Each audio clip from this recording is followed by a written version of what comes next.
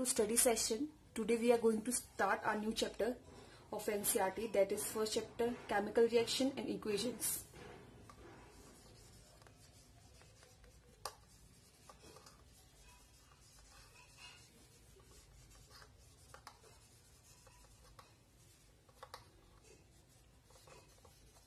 Now the question arises, what is chemical reaction? Chemical reaction in which one or more substances, जिसमें एक और एक से ज्यादा जो सब्सटेंसेस होते हैं आपस में मिक्स होकर क्या बनाते हैं, न्यू सब्सटेंस, उसको बोलते हैं केमिकल रिएक्शन. अब इसमें कुछ चेंजेस आते हैं, वो हम इसके बारे में डिस्कस करेंगे, जैसे कि चेंज इन स्टेट. जैसे कोई भी चीज सॉलिड में होगी, जैसे आइस होती है, अगर उसको हम थोड़ा सी हीट दे देंगे तो किसमें, लिक्विड में चेंज हो जाएगी, तो चेंज होगी उसकी स्टेट. चेंज इन कलर और चेंज इन टेम्परेचर, कई बार गर्म हो जाता है.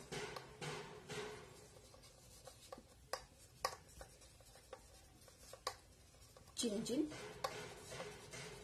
गैस, जो एवोल्यूशन होगा किसका,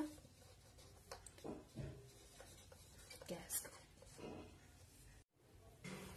Now we studied about the chemical reaction. Now we will talk about chemical equation. Chemical equations are symbols which represent the chemical reaction. एक chemical reaction है, जैसे ये क्या है, chemical reaction है, इसको represent कौन कर रहा है, equation. जैसे कि liquid gaseous, ये gaseous state में है, जैसे इसके लिए हम symbols यूज करते हैं. और कोई भी चीज liquid हो तो उसके लिए हम L करेंगे, कोई भी चीज हमारे पास gaseous हो तो उसको हम gaseous में करेंगे, और कोई भी हमारे पास क्या हो, S मतलब सॉलिड हो. अब केमिकल रिएक्शन में क्या होता है, दो चीजें होती है जो समझनी है हमें. एक होता है रिएक्टेंट, एक होता है प्रोडक्ट. जैसे यहाँ पे क्या हुआ, एक रिएक्टेंट है जो इधर होता है इस तरफ, उसको बोलते हैं रिएक्टेंट. जो पास इस तरफ आते हैं राइट हैंड साइड, उसको बोलते हैं प्रोडक्ट. जैसे अब हम किसी और का एग्जांपल ले, जैसे मैग्नीशियम रिबन है, अगर उसको हम बर्न कर दे ऑक्सीजन में तो क्या देगा, वो मैग्नीशियम ऑक्साइड दे देगा.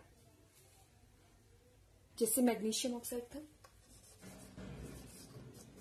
+O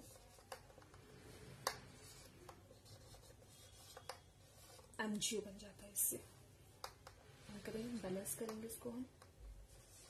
अब हम बैलेंसिंग सीखेंगे कि बैलेंस कैसे करते हैं किसी केमिकल इक्वेशन को. जैसे पहले देख लेते हैं, क्या था, सॉलिड, ये है गैसियस, ये क्या बन गया, सॉलिड.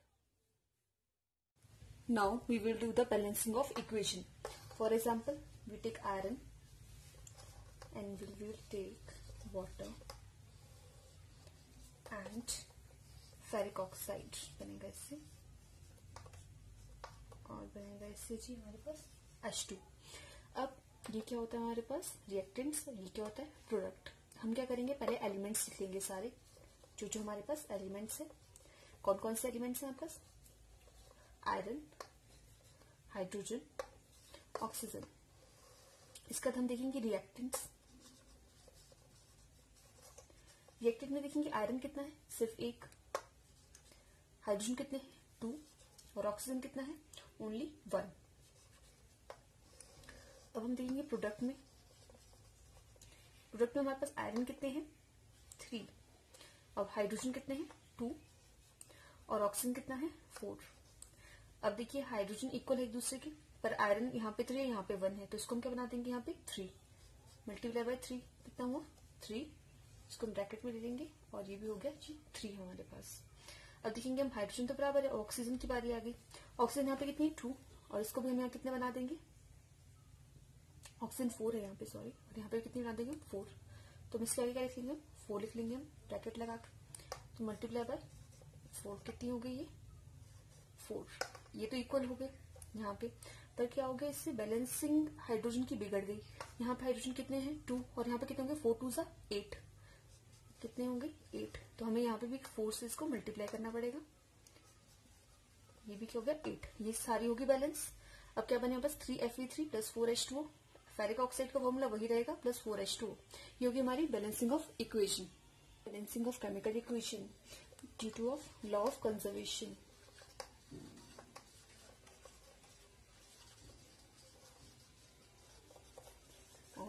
मास। अब law of conservation of mass क्या बोलता है? Matter can neither be created और not be destroyed in a chemical reaction. मतलब कि जो हमारे पास हमने रिएक्टेंट्स लिए हैं, ले लिया हम रिएक्टेंट 1 और रिएक्टेंट 2 और यहां बन गया प्रोडक्ट। तो जो इसका मास होगा अगर ये 2 है तो ये भी 2 के ही इक्वल आएगा। So the number of elements involved in the chemical reactions should remain same at a reactant at a product side. दोनों तरफ सेम रहेंगे। Now we will going to study about the types of chemical reaction.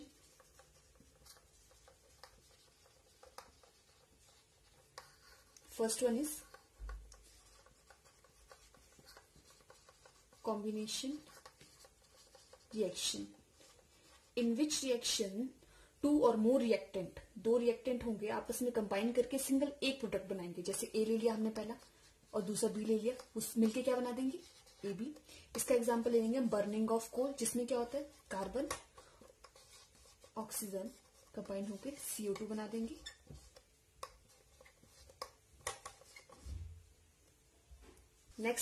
Next is decomposition reaction.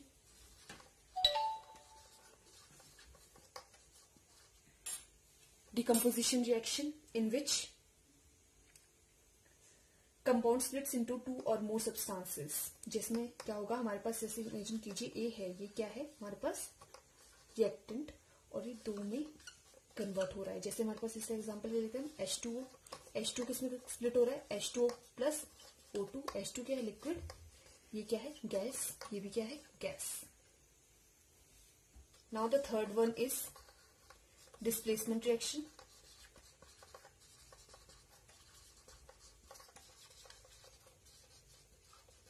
In displacement reaction more reactive element displace less reactive element from its solution। क्या होता है? जैसे iron है हमारे पास, ये कैसा है? more reactive element। किससे? CuSO4 प्रेजेंट होगा हमारे पास। कॉपर सल्फेट, ये क्या होगा हमारे पास? एक्वस सॉल्यूशन प्रेजेंट होगा और ये क्या होगा? सॉलिड में प्रेजेंट होगा। अब ये किसमें कन्वर्ट हो जाएगा? FeSO4। जो आयरन है वो डिस्प्लेस कर देगा किसको? कॉपर को, क्योंकि ये कैसा है? ज्यादा रिएक्टिव है। अब क्या बन जाएगा? ये कॉपर जो कि सॉलिड में प्रेजेंट होगा। तो इसमें क्या हुआ? आयरन ने डिस्प्लेस कर दिया किसको? कॉपर को, और खुद बन गया फेरिक सल्फेट बन गया खुद ही, और कॉपर को साइड में रख दिया। अब नेक्स्ट है हमारे पास double displacement reaction, a reaction in which new compound are formed by a mutual exchange of ions between two compounds. जैसे हमारे पास क्या है? सोडियम सल्फेट है Na2SO4, क्या है? ये भी एक्वस है। और दूसरा है हमारे पास बेरियम क्लोराइड BaCl2, ये भी क्या है? एक्वस हो गया। अभी कन्वर्ट हो जाएगा बेरियम सल्फेट में, BaSO4 और 2 of NaCl, जो भी क्या है? एक्वस है।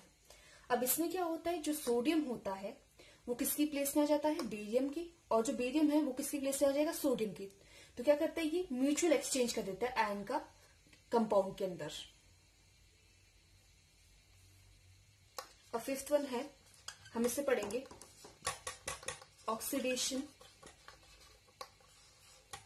And reduction. इसमें ऑक्सीडेशन में क्या होता है? Addition of oxygen to substance and the removal of hydrogen. इसमें एडिशन किसका होगा? ऑक्सीजन का, और ऐड हो जाएगी ऑक्सीजन, और रिमूव क्या हो जाएगा? हाइड्रोजन।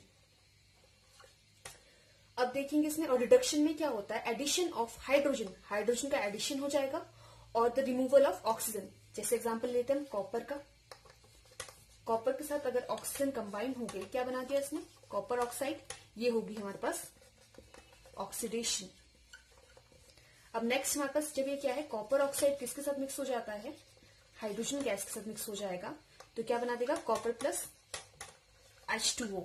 अब इसमें क्या होगा हमारे पास? Removal of oxygen. ऑक्सीजन का रिमूवल, यहाँ पे क्या है? ऑक्सीजन है और पर यहाँ पे ऑक्सीजन नहीं है, तो ये क्या हो गई? रिडक्शन। बहुत से इफेक्ट्स होते हैं हमारे पास ऑक्सीडेशन के, जैसे कि डेली लाइफ में करोजन हो गया। करोजन में क्या होता है? जब मेटल किसी एक्सपोज हो जाता है वाटर के, एयर के, एसिड के, तो क्या होता है? वो उसकी लेयर बन जाती है ऑक्साइड की उसके बाद, जिससे क्या होता है मेटल करोड करना स्टार्ट कर देता है, जैसे रस्टिंग ऑफ आयरन। देखिए जैसे क्या है, ये कोई भी आयरन है, Fe ले लेते हैं इसको हम। अगर हम क्या करेंगे, इसको एयर के कांटेक्ट में ले आएंगे, वाटर कांटेक्ट में ले आएंगे या मॉइस्चर के कांटेक्ट में ले आएंगे, तो इसकी क्या हो जाएगी, ऑक्सीडेशन हो जाएगी, जिससे इसकी आउटर लेयर ब्राउन सी बन जाएगी, जिसको हम क्या बोलेंगे, रस्टिंग ऑफ आयरन। और एक रेंसिडिटी होता है, रेंसिडिटी क्या होता है, जिसमें ऑक्सीडेशन हो जाती है फैट्स की, ऑयल की, जो कि एक्सपोज होता है एयर के। जैसे खाना बासा हो जाता है हमारे पास, उससे गंदी स्मेल आती है और टेस्ट उसका बुरा हो जाता है, वो किस वजह से होता है, रेंसिडिटी की वजह से होता है, जब फूड किसके कांटेक्ट में आता है, एयर के कांटेक्ट में आता है। Thanks for the video and please do like share my video.